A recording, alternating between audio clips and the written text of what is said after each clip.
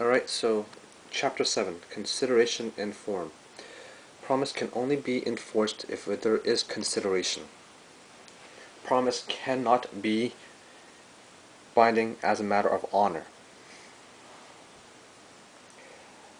Okay, number 1, bargain theory. Section A,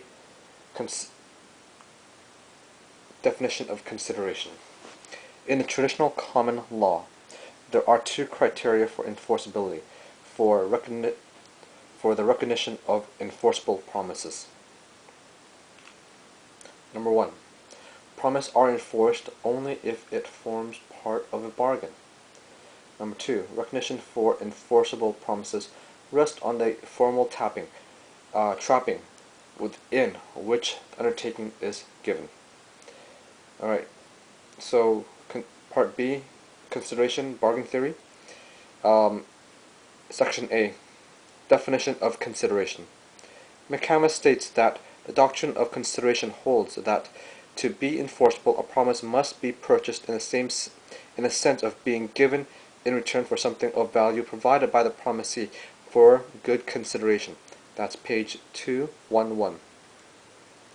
It identifies as enforceable those promises that have been made as part of a bargain or exchange. Page 214.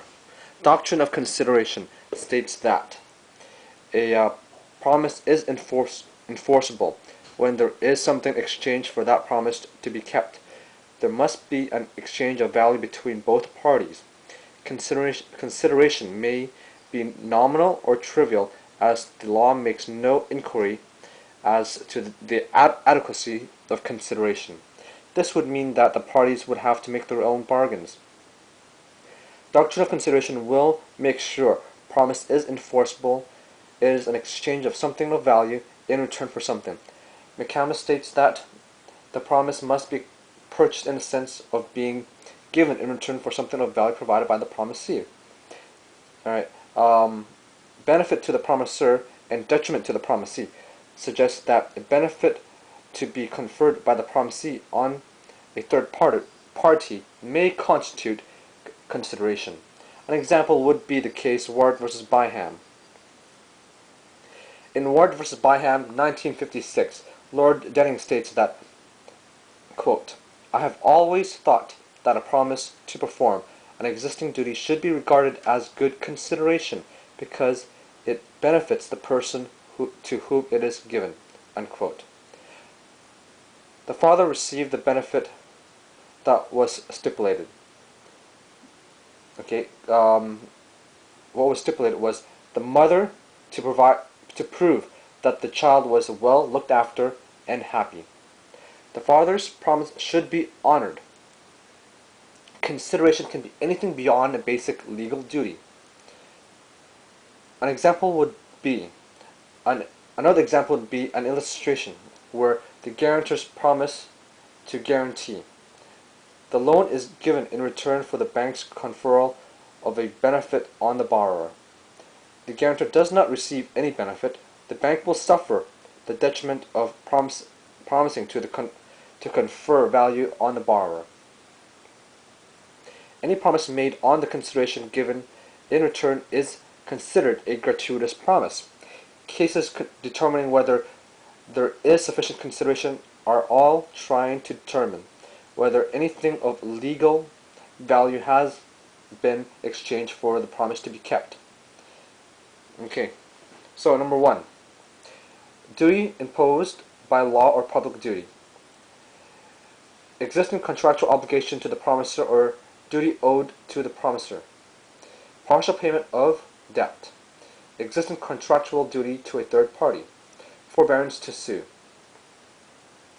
Consideration are those that have been identified as making the contract and promises enforceable in the bargaining process or exchange process. The contract is enforceable if it has been considered, paid for by the promise.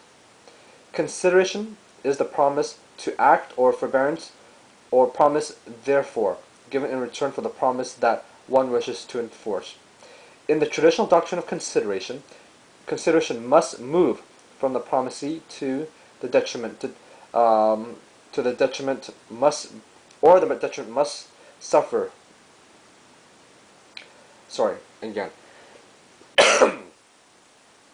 In the traditional doctrine of consideration, consideration must move from the promisee, or the detriment must be suffered by the promisee.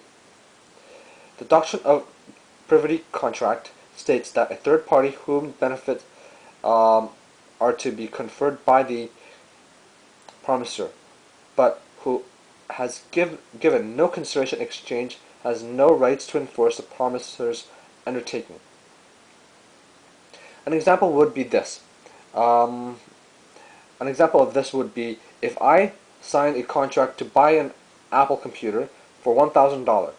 My consideration is $1,000, and the computer store's consideration is the computer. McCandless gives various examples of consideration. Number 1. Bilateral agreement where supplier of goods and service promise to provide them in return for the purchaser's promise to pay the contract price. Number 2. Unilateral contract where the promise one wishes to enforce is exchange for the act or forbearance. Number 3. Offer of a reward.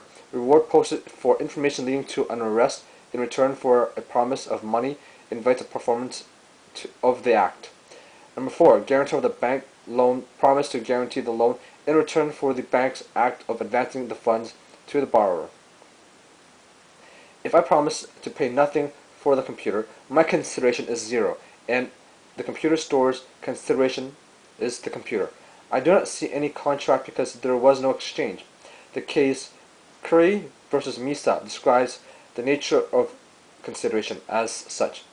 A valuable consideration in the sense of the law may consist either in some rights, interest, profits, or benefits accruing to one party, or some forbearance, detriment, loss, or responsibility given, suffered, or undertaken by the other.